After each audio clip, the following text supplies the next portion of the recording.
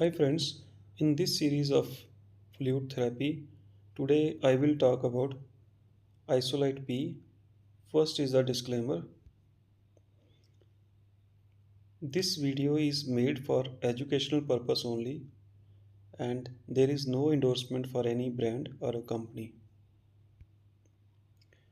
Friends, as we know that Isolyte-P is a commonly used maintenance fluid in pediatric patients. 1 liter of the fluid supplies 50 grams of glucose, 25 milliequivalent of sodium, 20 milliequivalent of potassium, 22 milliequivalent of chloride, 23 milliequivalent of acetate, 3 milliequivalent of phosphate and magnesium. So 100 ml of Isolyte P will give us 5 grams of glucose, 0.26 grams of sodium lactate, 0.13 grams of potassium chloride, 0.031 grams of magnesium chloride, 0.026 grams of diphasic potassium phosphate, and 0.21 grams of sodium metabisulfate. Friends, this Isolyte P is basically designed to meet the maintenance fluid demands in the pediatric patients.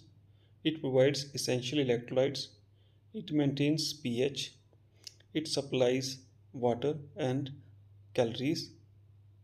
As we know that children need more water than adult, but the amount of electrolyte needed by the children and adult is almost same.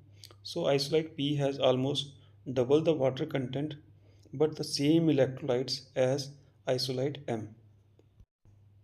This means that Isolyte P has half the concentration of electrolyte as compared to Isolyte-M.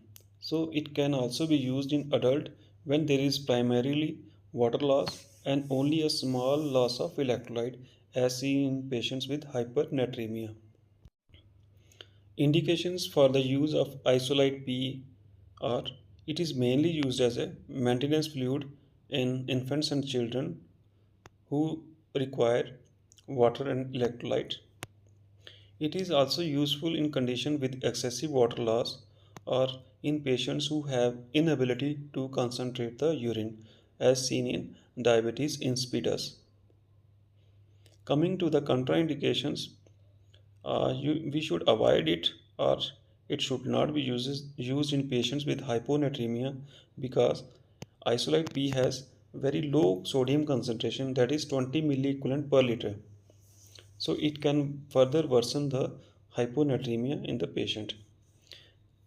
Patients who have a renal failure, we should use it very cautiously because it has a very high potassium concentration, and in renal failure patients also have increased potassium level in their blood, so it will further aggravate the hyperkalemia. It should be avoided in patients with hypovolemic shock because Isolyte P it is not suitable for treating hypovolemic shock due to diarrhea or vomiting because of these reasons, because it has a low sodium concentration, the ice because of which it is not effective in restoring the blood volume and the blood pressure.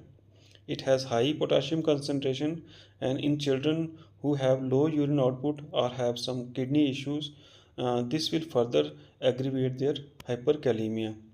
It also increases the risk of hyperglycemia if it is given by rapid infusion, and it, as it causes hyperglycemia, it also increases the risk of osmotic diuresis, that is excessive urine production, even in the children who have uh, already have fluid loss or who are dehydrated.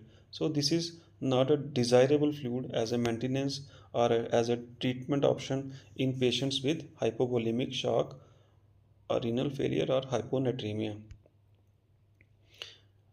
Sir Benjamin Corson has said, happiness doesn't result from what we get, but from what we give. With this, I conclude today's topic. Thank you very much.